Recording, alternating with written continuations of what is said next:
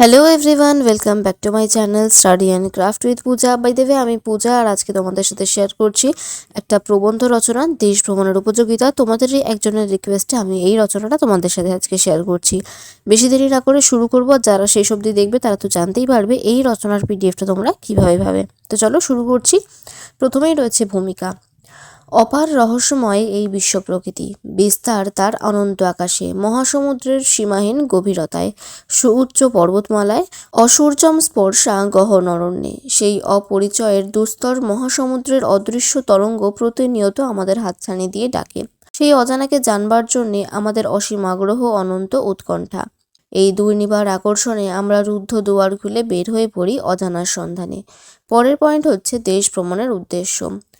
সকলেই একই কারণে দেশ ভ্রমণ করে না। কেউ ভ্রমণ করে সাংস্কৃতিক চর্চার উপলক্ষে, কেউ খেলাধুলার প্রয়োজনে, কেউ বা ব্যবসার কারণে। তবে প্রত্যেক ভ্রমণেই আছে অপূর্ব আনন্দ। মানুষ নানা প্রয়োজনে ভ্রমণ করলেও আনন্দ লাভই হলো ভ্রমণের প্রধান উদ্দেশ্য।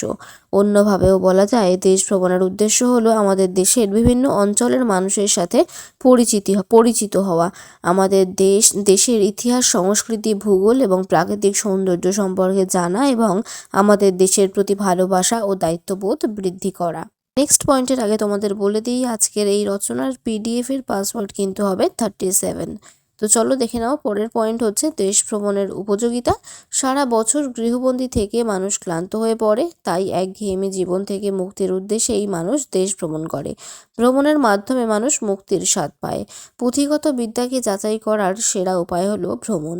ভ্রমণের ফলে আমাদের কাছে পাঠ্য বইয়ের নির্জীব তথ্য জীবন্ত হয়ে ওঠে।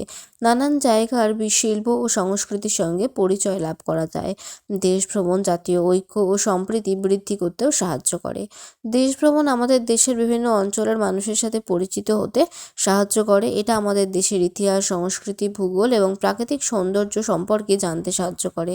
দেশ ভ্রমণের মাধ্যমে আমরা আমাদের দেশের বিভিন্ন অঞ্চলের মানুষের সাথে পরিচিত হতে পারি এবং তাদের জীবনযাত্রা, সংস্কৃতি ও ঐতিহ্য সম্পর্কে জানতে পারি। দেশ ভ্রমণ আমাদের শারীরিক স্বাস্থ্যের জন্য অত্যন্ত উপযোগী।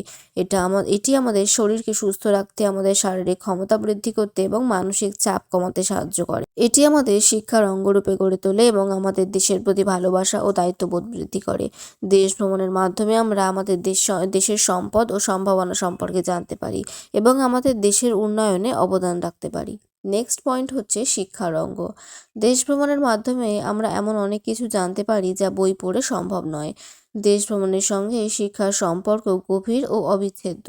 দেশ ভ্রমণে আমাদের জ্ঞানকে অর্থপূর্ণ করে তোলে। ইতিহাস ও ভূগোলের নিরস ও অর্থহীন বর্ণনা ভ্রমণের মাধ্যমে ছাত্রছাত্রীদের কাছে আকর্ষণীয় হয়ে ওঠে। ছাত্রছাত্রীদের ঐতিহাসিক ঘটনা ও চরিত্র চোখের সামনে জীবন্ত হয়ে ওঠে। ঐতিহাসিক স্থান ভ্রমণ, সমুদ্রের ঢেউ কেমন দেখতে হয় অথবা পার্বত্য এলাকার আবহাওয়া কেমন হয়, সেসব বই পড়ে জানার থেকে বেশি ভ্রমণের মাধ্যমে জানা যায়, অনুভব করা যায়। দেশ ভ্রমণ ছাড়া শিক্ষা অসম্পূর্ণ থাকে। ভ্রমণের অভিজ্ঞতা বিদ্যালয়ের শিক্ষাকে প্রাণ দেয়। নেক্সট এবং লাস্ট পয়েন্ট হচ্ছে উপসংহার। ভ্রমণে প্রাণের সঙ্গে প্রাণের মিলন ঘটে। নতুন জীবন দৃষ্টি আর জীবনী শক্তি দেয় ভ্রমণ। দেশ ভ্রমণে অনাবিল আনন্দ পাওয়া যায়। আবার দেশ ভ্রমণ হলো শিক্ষার অঙ্গ। তাই ছাত্র জীবনে ভ্রমণের বিশেষ গুরুত্ব রয়েছে। দেশ ভ্রমণের মাধ্যমেই পাঠ্য বইয়ের সঙ্গে বাস্তব জগতের যোগসূত্র গড়ে ওঠে। বিদ্যালয়গুলিতে অবশ্যই শিক্ষামূলক ভ্রমণের ব্যবস্থা করা প্রয়োজন। ঘরে বসে শুধু বইয়ের পাতায় ডুবে থাকলে শিক্ষা সম্পূর্ণ হয় না। শিক্ষার সঙ্গে যখন ভ্রমণ যুক্ত হয় তখনই তার পরিপূর্ণতা লাভ করে। সে কারণেই দেশ ভ্রমণের প্রয়োজনীয়তা অনস্বীকার্য। তাহলে এখানেই কিন্তু এই রচনাটা শেষ হলো। আশা করছি রচনাটা তোমাদের ভালো লাগলো।